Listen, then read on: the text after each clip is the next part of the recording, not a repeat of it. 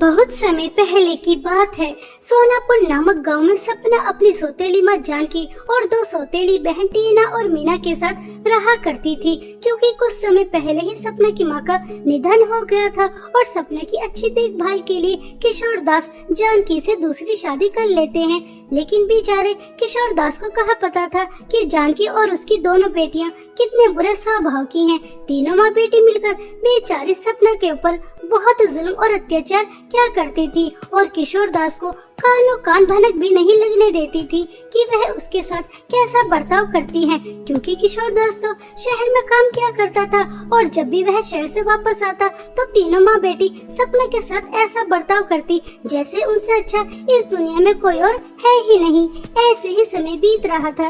एक दिन किशोर दास शहर से वापस आता है और अपनी तीनों बेटियों के लिए सुंदर सुंदर लहंगे लेकर आता है। तभी जानकी कहती है अरे ये लहंगे तो बहुत ही ज्यादा सुंदर है और सपना बिटिया का और भी ज्यादा सुंदर है। सपना बिटिया तुम इस लहंगे में बहुत ज्यादा सुंदर लगोगी। सपना दीदी मैंने आपके रूम की सफाई कर दी है। सपना दीदी मैंने आपके सभी कपड़ों पर इस्त्री भी कर दी है और आपका मनपसंद पास्ता भी बना दिया है। जल्दी से खा लीजिए, अगर ठंडा हो जाएगा तो आप हमारी बहुत पिटाई करेंगी। सपना, तुमने अपनी दोनों बहनों को अपनी नौकरानी बना कर रखा है, ये अच्छी बात नहीं है। अरे अरे रहने दीजिए ना, आप सपना बिटिया को क्यों डांट रहे हैं? मैं तो इससे ऊंची आवाज में बात भी नहीं कर सकती और आप इसे डांट रहे हैं। अगर इससे गुस्सा आ गया तो इसने हमें घर से बाहर निकाल दिया तो इसने हमें घर में रहने की परमिशन दे दी। यही हमारे लिए बहुत बड़ी बात है।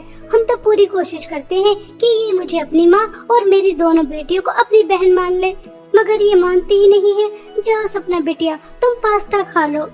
तीनों माँ बेटी की ये ड्रामे देखकर सपना बेचारी मन ही मन में बहुत रोती है और सोचती है ये तीनों कितने ड्रामेबाज हैं। अगर इन्होंने मुझे धमकी नहीं दे रखी होती कि ये शहर में पिताजी को गुंडों से मरवा देंगी तो मैं कब का पिताजी को सारी हकीकत बता देती कि ये तीनों कितने दुष्ट और बुरे स्वभाव के हैं। पिताजी एक दिन के लिए आते हैं और उस दिन भी मुझे बुरा बना देते हैं। पिताजी को क्या पता कि इन्होंने मुझे नौकरानी बना कर रखा है, मुझसे सारा काम कराती है, मुझे मारती है, पीटती है। अफसोस कि मैं कुछ नहीं कह सकती। ऐसा सोचकर सपना आंखों में आंसू लेकर अपने रूम में चली जाती है और किशोर दास के शहर जाने के बाद टीना मीना सपना के पास आती हैं और उससे उसका लहंगा छीनकर उसको जोर से थप्पड़ मारकर कहती हैं चल नौकरानी की बच्ची, ये लहंगा मुझे दे। आई बड़ी लहंगा पहनने वाली, तुझे पता नहीं हमने तुझे इस घर की नौकरानी बना के रखा है और घर की नौकरानी मालकिन की तरह सुंदर सुंदर लहंगे नहीं पहनती। इसलिए चुपचाप किचन में जा और हम दोनों के लिए स्वादिष्ट स्वादिष्ट पकवान बना। सपना चुपचाप किचन में जाकर बहुत सारा स्वादिष्ट खाना बनाती है और वहीं दूसरी तरफ टीना और मीना आपस में बातें करती हैं। मीना, बहुत दिन हो गए इस बहन जी गवन नौकरानी को हमने सबक नहीं सिखाया। एक दो थप्पड़ मारकर कहाँ मजा आता है, इसके साथ चल मजे लेते हैं। आज मम्मी से इसकी अच्छी तरह पिटाई करवाते हैं, बहुत मजा आएगा। बहुत दिन हो गए इससे मजे नहीं लिए। हाँ टीना तो बिल्कुल सही कह रही है और कुछ ऐसा करेंगे जिसकी वजह से मम्मी का पारा हाई हो जाए और गुस्से में आकर इसकी इतनी पिटाई करें कि बेचारी से चला भी ना जाए। बहुत मजा आएगा, चल चल। अरे हाँ याद आया, मम्मी को नेट वाला लहंगा बहुत ज्यादा पसंद है ना। अगर कोई उसे उनकी बिना इजाजत के हाथ भी लगा दे तो मम्मी कैसे आग बबूला हो जाती है। समझ रही है ना हमें क्या करना है? ऐसा सोचकर टीना और मीना अपनी माँ के रूम में जाती है, वहाँ से नेट वाला लहंगा निकालती है और उसे इस तरह से पूरी तरह से जला देती है और बहुत खुश होती है। अब आएगा मजा। अब देखते हैं कि माँ इसके साथ क्या करती है। कहीं माँ गुस्से में आकर इसे जान से ही न मार दे। इस तरह से दोनों बहनें बहुत खुश हो रही थी और वहीं दूसरी तरफ बेचारी सपना इस सबसे बेखबर कि अब उसके साथ क्या होने वाला है। वह अपना काम कर रही थी। पहले किचन में इतना सारा खाना बनाया, उसके बाद बहुत सारे कपड़े धोती है और पूरे घर की सफाई करती है। और जब जानकी अपने रूम में जाती है और अपना लहंगा जला हुआ देखती है तो वह गुस्से से लाल पीली हो जाती है और सपना को जोर जोर से आवाज लगाती है। मनहूस सपना, कहाँ मर गई? जल्दी से मेरे पास आ, आज तो मैं तेरी खबर लेती हूँ। कहाँ मर गई? जल्दी से आती है या नहीं, या फिर तुझे वहीं आकर सबक सिखाऊं? सपना सपना मर गई क्या? आवाज नहीं आ रही, कब से तुझे बुला रही हूँ। क्या हुआ माँ, आप इतनी तेज आवाज क्यों लगा रही हैं? मैं छत पर कपड़े सुखा रही थी इसलिए आवाज नहीं गई। क्या मुझसे कोई गलती हुई है? सपना के इतना कहते ही तभी जानकी प्रेस उठाती है और गर्मा गर्म प्रेस सपना के हाथ पर लगा देती है और उसका जला हाथ मोड़कर कहती है, मनहूस, मेरा फेवरेट इतना महंगा और सुंदर लहंगा जलाकर कह रही है क्या माँ मुझसे कोई गलती हो गई? तूने तो इतनी बड़ी गलती की है, अगर मैं तुझे जान से भी मार दूं तो मेरा गुस्सा शांत नहीं होगा। अब मुझे सच सच बता कि तूने मेरा लहंगा क्यों जलाया? तुझे क्या अपनी जिंदगी से बिल्कुल भी प्यार नहीं है? माँ कैसा लहंगा, कौन सा लहंगा? मुझे कुछ नहीं पता, आप क्या कह रही हैं? पहले तो आप मेरा हाथ छोड़िए, मुझे बहुत दर्द हो रहा है।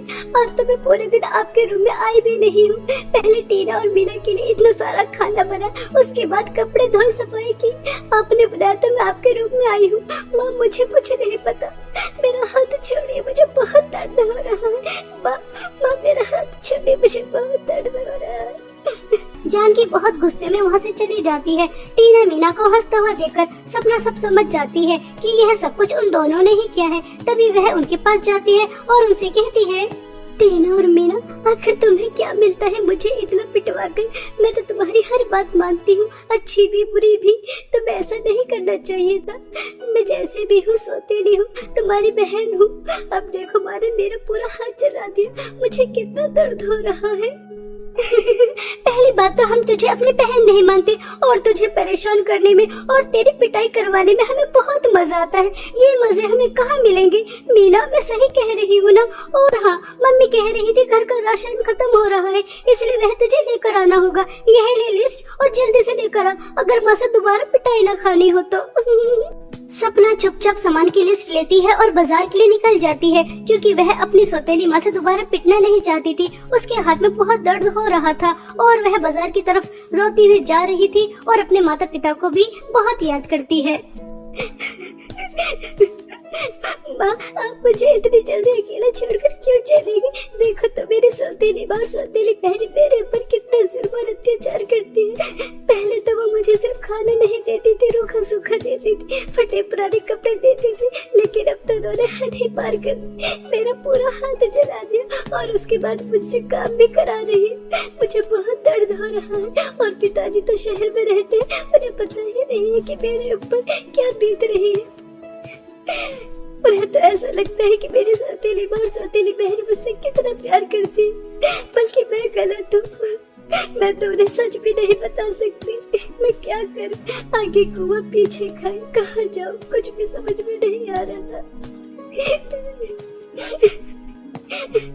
इस तरह से सपना बहुत रो रही थी। तभी उसे आवाज आती है, अरे कोई है क्या? कोई हमारी आवाज सुन सकता है? कृपया करके हमें इस कुएं से बाहर निकालो। क्या कोई है जो हमारी आवाज सुन सकता है? हमें इस कुएं से बाहर निकालो। सपना को यह आवाज आ रही थी और वह तुरंत कुएं के पास जाती है तो उसे 2 सोने और चांदी के लहंगे नजर आते हैं, लेकिन वह सोचती है, आवाज तो इस कुएं के अंदर से ही आ रही है, लेकिन इसके अंदर तो कोई इंसान नजर नहीं आ रहा, बस सोने और चांदी जैसे लहंगे नजर आ रहे हैं। चलो इन्हें बाहर निकाल लेती हूँ, उसके बाद क्या पता इसके अंदर कोई इंसान हो जो आवाज लगा रहा हो। ऐसा सोचकर सपना उस कुएं के अंदर से वह सोने और चांदी के लहंगे बाहर निकाल लेती है। तभी चांदी के लहंगे से आवाज आती है, सुनो लड़की, तुम तो हमारे लिए मसीहा बनकर आई हो। हम यहाँ 10 साल से इस कुएं के अंदर कैद हैं, लेकिन किसी ने आज तक हमारी आवाज नहीं सुनी। हम परी लोग की रानी परी की 2 बेटियां हैं, सोनिया और चांदनी। हम अपने असली रूप में तभी आ पाएंगे जब तुम उस दुष्ट जादूगरनी के पास से पीला और सफेद फूल लेकर आओगी। क्या तुम हमारे लिए इतना कर सकती हो? इस काली पहाड़ी के पास उसी गुफा में वह जुड़ा रहती है। बताओ, क्या तुम हमारी मदद करोगी? हाँ, मैं तुम्हारी मदद जरूर करूंगी, क्योंकि मेरी माँ मुझसे कहती थी कि कभी भी मुसीबत में आए लोगों को अकेला छोड़कर नहीं जाना चाहिए, उनकी मदद करनी चाहिए, चाहे उसके लिए आपको कितनी भी कठिन परीक्षा से क्यों ना गुजरना पड़ जाए। इसलिए मैं आपकी मदद जरूर करूंगी। ऐसा कहकर सपना काली पहाड़ी के पीछे जो जादूगरनी रहती थी वहाँ पहुँच जाती है। वह जादूगरनी तपस्या कर रही थी। तभी वह गुफा के अंदर जाती है और पीछे से जादूगरनी के ऊपर हमला कर देती है और उसे बांध देती है और वहाँ से पीले और सफेद फूल उठाती है और गुफा से बाहर निकलने लगती है। तभी वह जादूगरनी कहती है, सुन लड़की, तू उन दोनों परियों की मदद नहीं कर सकती। मेरी सदियों की मेहनत है। मैंने उन्हें बहुत मुश्किल से जादुई सोने और चांदी के लहंगे बनाकर उस कुएं में फेंका था। अब समय करीब आ रहा था। इस अमावस की रात में उन दोनों लहंगों को जला देती और इस दुनिया की सबसे ताकतवर जादूगरनी बन जाती। यह तू उसे पीले और सफेद फूल ले जाकर मत दे। इसके बदले में तुझे बहुत सारी धन दौलत देने के लिए तैयार हूँ। सोना, हीरे, जवाहरात, मोती जो चाहे वह ले ले, लेकिन ये फूल मुझे दे दे, उन्हें ले जाकर मत दे। दुष्ट जादूगरनी, तू मुझे धन दौलत का लालच देकर फंसा नहीं सकती, क्योंकि मुझे अच्छी तरह से पता है लालच बुरी बला होती है। और मुझे परियों ने सब बता दिया है कि जैसे ही वे अपने असली रूप में आ जाएंगी तो तू जल भुनकर राख हो जाएगी और मेरी वजह से किसी बुराई का अंत हो जाए। मेरे लिए इससे अच्छी बात कोई और हो ही नहीं सकती। इस तरह सपना धन दौलत का लालच नहीं करती और वह पीले और सफेद फूल ले जाकर दोनों लहंगों को दे देती है। जैसे ही वह दोनों लहंगे फूलों की खुशबू सूंघते हैं तो दोनों परी के रूप में आ जाती हैं और सपना से कहती हैं, हमें आजाद कराने के लिए तुम्हारा बहुत बहुत धन्यवाद। तुमने हमें कुएं के सोने और चांदी के लहंगे से दोबारा से परी बनाया है। ये एहसान हम तुम्हारा जिंदगी भर नहीं भूलेंगे। तुम बहुत अच्छी हो और लालची तो बिल्कुल भी नहीं हो। तुमने लालच नहीं किया, इसलिए हम अपने असली रूप में आ गए। इसलिए हम दोनों तुम्हें गिफ्ट देना चाहते हैं। हम तुम्हें कुएं के जादुई सोना चांदी के 2 लहंगे देते हैं, जिसकी मदद से अब तुम्हारी जिंदगी में कोई परेशानी नहीं आएगी। ऐसा कहकर परी कुएं के पास जाती है और वहाँ अपनी जादुई छड़ी घुमाती है। तभी कुएं के अंदर से 2 जादुई सोने और चांदी के लहंगे बाहर निकल कर आते हैं और वह सपना को दे देती हैं। सपना वह जादुई सोने और चांदी के लहंगे लेकर घर चली जाती है और उन्हें छुपा कर रख देती है। अब उसकी सौतेली माँ और सौतेली बहनें उससे जो भी काम करने के लिए कहती तो जादुई सोने का लहंगा उस काम को तुरंत कर देता। और सपना को जब भी भूख लगती तो वह जादुई चांदी के लहंगे से स्वादिष्ट स्वादिष्ट खाना मांगती और खा लेती और अपनी सौतेली माँ और सौतेली बहन के अत्याचार से इसी तरह से बच रही थी और एक हंसी खुशी जीवन बिता रही थी। ऐसे ही समय बीत रहा था। एक दिन टीना और मीना अपनी माँ से कहती हैं, मम्मी, आप इस नौकरानी से कितना ज्यादा काम कराती हैं और खाने के लिए भी 5 दिन में एक बार देती है, फिर भी हट्टी कट्टी काम करती रहती है। अगर आम इंसान हो तो वह तो एक दिन मर ही जाए इतना सारा काम करके, और ये तो ठीक ठाक स्वस्थ हंसी खुशी काम करती रहती है जैसे इसे कोई फर्क ही नहीं पड़ता। तीनों माँ बेटी के दिमाग के अंदर सपना को लेकर शक का कांटा गड़ जाता है और वह सपना के ऊपर नजर रखने लगती हैं। और एक दिन तीनों माँ बेटी को पता चल जाता है कि सपना के पास जादुई सोने और चांदी के लहंगे हैं। तभी जानकी सपना के पास जाती है और उसको जोर से थप्पड़ मारकर कहती है, क्यों रे मनुष्य, तेरे पास जादुई सोने और चांदी के लहंगे हैं और तूने हमें बताना जरूरी भी नहीं समझा। चल हट यहाँ से और ये लहंगे हमें दे। इससे हम बहुत सारी धन दौलत लेकर बहुत अमीर होना है। तेरी तरह मामूली घर का काम नहीं करवाना। टीना और मीना, यह जादुई सोने और चांदी के लहंगे लेकर अपने रूम में चलो।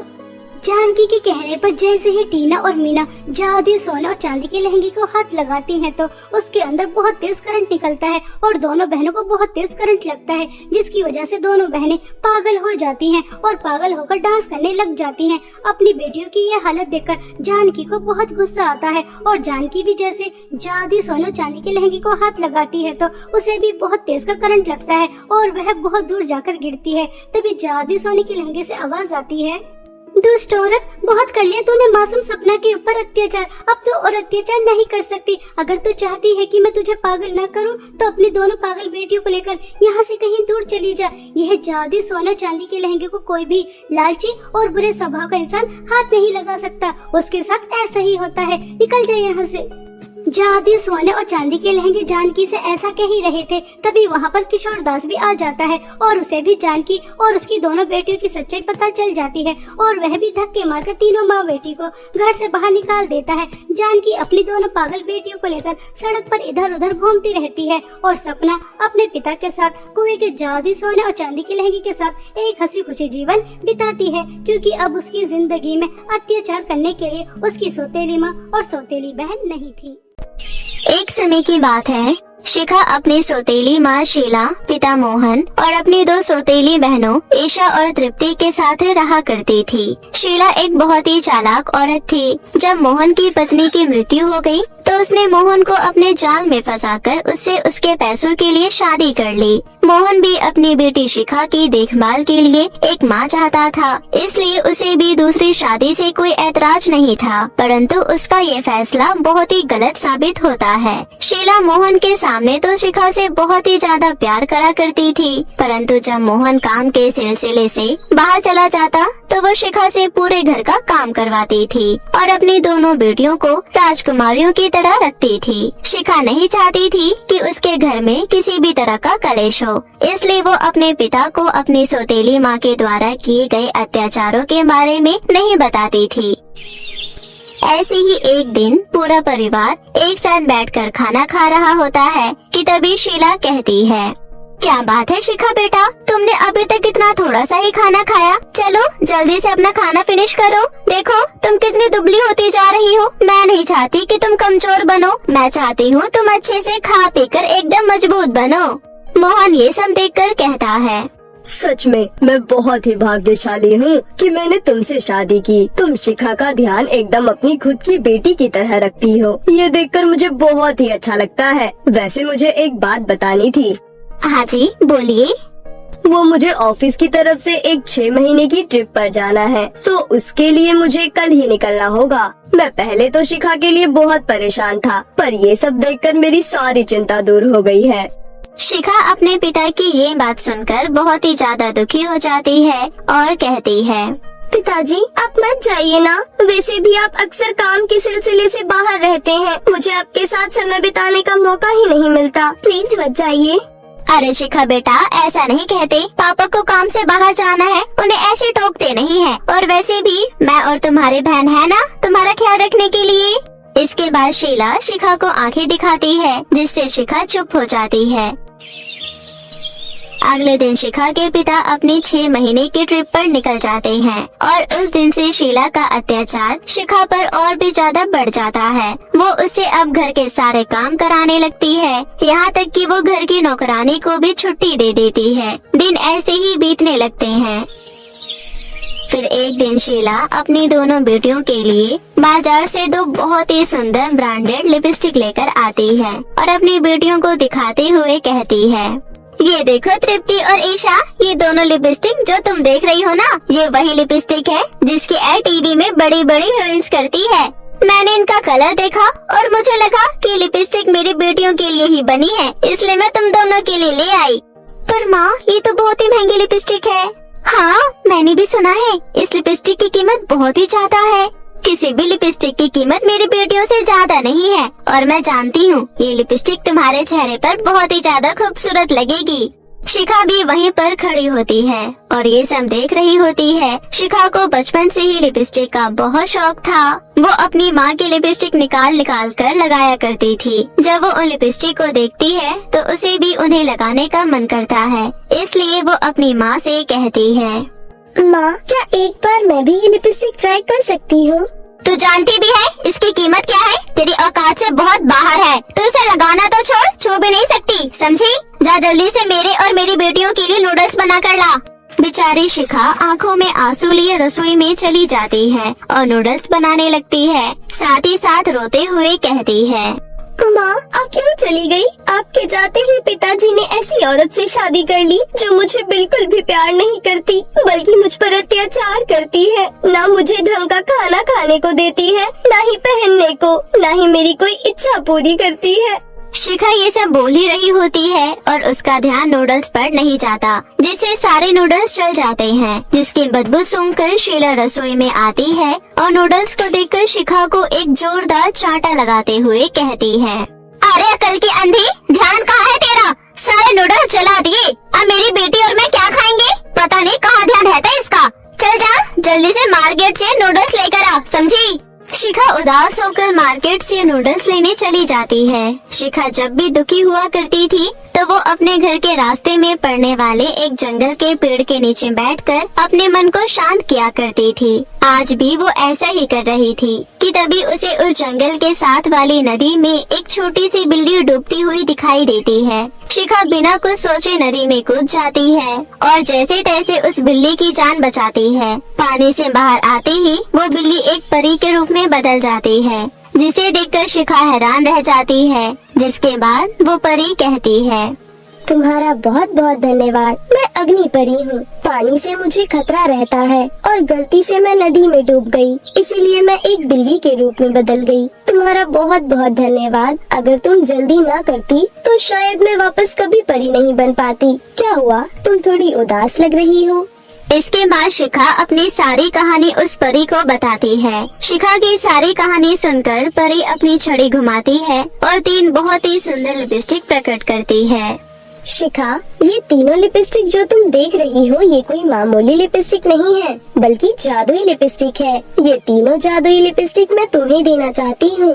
जब भी तुम्हारे पास घर का बहुत सारा काम हो तो तुम इस पिंक वाली लिपस्टिक से कहना, ये तुम्हारे घर के सारे काम कर देगी। और जब भी तुम्हें भूख लगे या तुम्हें खाने की जरूरत हो तो तुम इस लाल वाली लिपस्टिक से कहना, ये तुम्हारी इच्छा पूरी कर देगी। और जब भी तुम्हें धन दौलत की जरूरत हो तो तुम इस सुनहरी लिपस्टिक से कहना, ये तुम्हारी धन दौलत की हर जरूरत पूरी कर देगी। ऐसा कहकर परी वहाँ से गायब हो जाती है और शिखा उन तीनों लिपस्टिक को लेकर घर आ जाती है। इसके बाद शिखा को जब भी घर का सारा काम करना होता तो वो पिंक वाली लिपस्टिक से कहकर घर का सारा काम कर लेती, और जब भी उसे भूख लगती तो वो लाल लिपस्टिक का इस्तेमाल करके अपना पेट भर लेती, और जब भी उसे पैसों की जरूरत होती तो जादुई सुनहरी लिपस्टिक का इस्तेमाल करती। दिन ऐसे ही बीत रहे थे। एक दिन ईशा तृप्ति और शीला के साथ में बैठकर बातें कर रही थी कि तभी ईशा कहती है, माँ, तुम्हें नहीं लगता कि कुछ गड़बड़ है? कैसी गड़बड़? मैं कुछ समझी नहीं। मैं कुछ दिनों से नोटिस कर रही हूँ, ये शिखा की बच्ची हर काम इतना जल्दी कर देती है, जबकि हम इसे सिर्फ एक वक्त का खाना देते हैं। उसके बाद भी इसके अंदर इतनी ताकत आती कहाँ से है? हाँ, बात तो तेरी बिल्कुल सही है। मैं भी कुछ दिनों से देख रही हूँ, ये बहुत खुश लग रही है। हम इसका पता लगाना होगा। इसके बाद तीनों माँ बेटी मिलकर शिखा पर नजर रखने लगती है।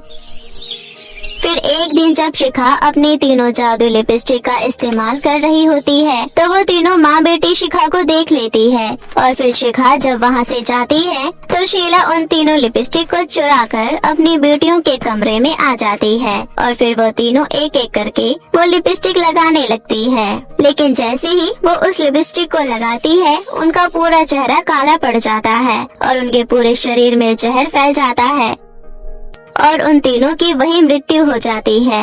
इसके बाद जब शिखा के पिता घर वापस आते हैं तो शिखा उन्हें सारी बात बताती है, जिसके बाद मोहन शिखा से माफी मांगता है और उस दिन के बाद से वो दोनों आपस में खुशी से एक साथ रहने लगते हैं।